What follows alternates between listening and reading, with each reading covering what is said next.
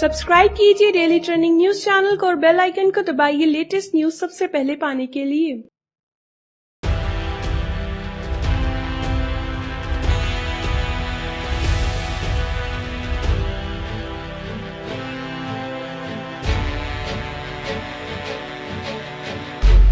राजस्थान का मुख्यमंत्री बनने की रेस में सचिन पायलट अकेले नहीं है। ये बात तो उसी दिन तय हो गई थी जिस दिन राहुल गांधी ने सचिन पायलट के साथ साथ अशोक गहलोत को भी विधानसभा चुनाव में लड़ाने की घोषणा की थी। चुनावी मैदान में गहलोत के उतरने से ही राज्य में कांग्रेस के अंदर गहलोत बनाम पायलट का विवाद शुरू हो गया था। गहलोत ने भी उसी दौरान लगातार मुख्यमंत्री बनने की बात से इनकार नहीं किया। उल्टे 44 सालों से कांग्रेस के लिए काम कर रहा हूँ कहकर सचिन पायलट के 4.5 साल के अनुभव की बात को कमतर साबित करते रहे। लेकिन सचिन पायलट के पिछड़ जाने की सबसे बड़ी वजह तो ये है कि कांग्रेस को उम्मीद के मुताबिक राजस्थान में कामयाबी नहीं मिली। राजस्थान में कांग्रेस अपने दम पर बहुमत के बेंचमार्क से एक सीट कम जीत पाई। अगर ये संख्या 125 के आसपास होती तो सचिन पायलट का दावा मजबूत होता। इसके अलावा जीते हुए विधायकों में बड़ी संख्या वैसे लोगों की भी है जो कभी अशोक गहलोत की नजदीकी रहे। इसलिए चुनावी नतीजे आने के बाद सचिन पायलट का साथ देने वाले विधायक उतने नहीं थे जिससे कांग्रेस आला कमान पर दबाव पड़ता।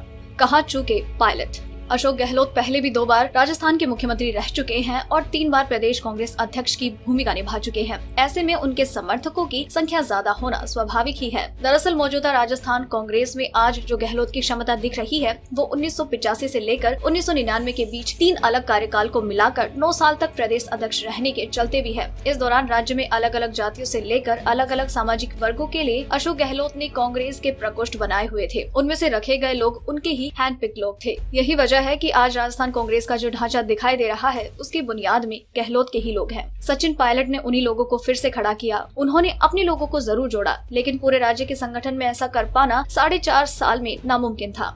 गहलोत क्यों पड़े भारी। कांग्रेस महासचिव मोहन प्रकाश आला कमान के फैसले पर ये कहते हैं कि ये फैसला काफी सोच विचार कर लिया गया है। सचिन जी के नेतृत्व में संगठन ने काम किया है, उनको भी साथ लिया गया और अनुभव को देखते हुए गहलोत जी को नेतृत्व सौंपा गया है। वैसे सबसे अहम बात यह है कि सिर्फ 4.5 महीने बाद लोकसभा चुनाव को देखते हुए पार्टी आला कमान दोनों में से किसी को नाराज करने का जोखिम नहीं उठाना चाहता था। अशोक गहलोत की जमीनी पकड़ और राजस्थान की राजनीति का जातिगत विश्लेषण भी उनके पक्ष में गया। कुछ विश्लेषकों के मुताबिक जिस तरह से उन्होंने गुजरात चुनाव में जातिगत समीकरणों के आधार पर कांग्रेस को बीजेपी के मुकाबले में ला दिया था, उसे देखते हुए राहुल गांधी भी उनके इस भरोसे पर यकीन कर रहे थे। दूसरी तरफ सचिन पायलट अपनी मेहनत और युवा कार्यकर्ताओं के भरोसे की दलील दे रहे थे। उनकी दलीलों को भी आला कमान खारिज नहीं कर रहा था। यही वजह है कि पहले दौर की बातचीत में वो डिप्टी सीएम के ऑफर को स्वीकार करने को तैयार नहीं हुए थे। इस तरह से उनका अड़ना या उनके समर्थकों द्वारा किया गया विरोध प्रदर्शन भी उनके खिलाफ ही हो गया। वो कहते हैं कि गहलोत इस मामले में बेहद सुलझे हुए हैं। वो अपनी तरफ से कोई मांग करते ही नहीं और उनके समर्थक भी शांत रहे तो इसका असर भी होता।